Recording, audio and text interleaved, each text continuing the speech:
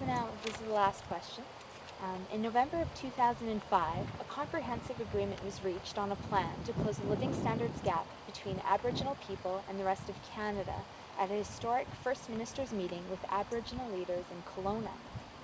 The $5.1 billion that was committed over 10 years in new spending for Aboriginal housing, education, health services, clean drinking water, and economic development has so far not been honored by the Conservative government. Do you support implementation of the Kelowna Accord plan to close the living standards gap between Aboriginal people and the rest of Canada? Well, I'm not familiar particularly with the Kelowna Accord, Okay. but I do support anything that's going to close the gap between people, whether this is the winners and the losers.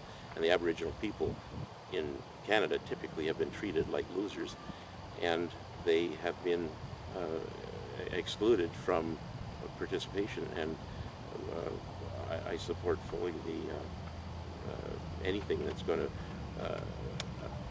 bring justice to that situation, and the basic income is the way to do it, not through micromanaging all these other conventional approaches to economic strategy. And that just keeps the same old things in place and going, and you're never going to get anywhere, particularly this notion of setting targets that are never met. We have Millennium Development Goals of reducing poverty in the world, and they're not being met. It's a strategy that's used by politicians so that they can push it off into the future, and they won't be responsible and look good at the same time as they're doing it. So is there anything you'd like to add to that in regards to your campaign and making poverty history? Well, one of the aspects that I'm particularly interested in because of my background in agriculture is food security. And nothing that I see that is being done presently has anything to do really with food security. And the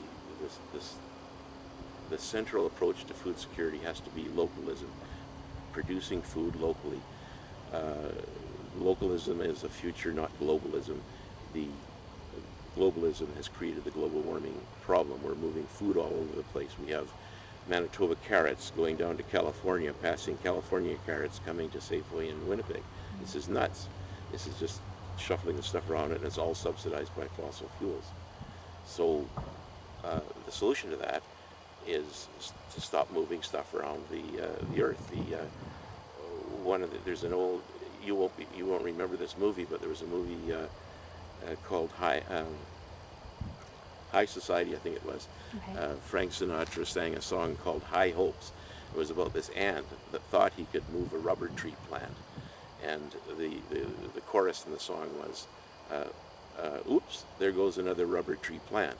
Mm-hmm. And I think of humans on Earth as being moving rubber tree plants, except we're moving virtually everything else around, like and on an anthill. We're just moving stuff around because this mainstream economics model requires us to move stuff around to keep the throughput going, and it's that throughput that's damaging the earth. You have input, throughput, output, and it's a linear system, and it's within an earth that has designed everything in cycles. We're out of step.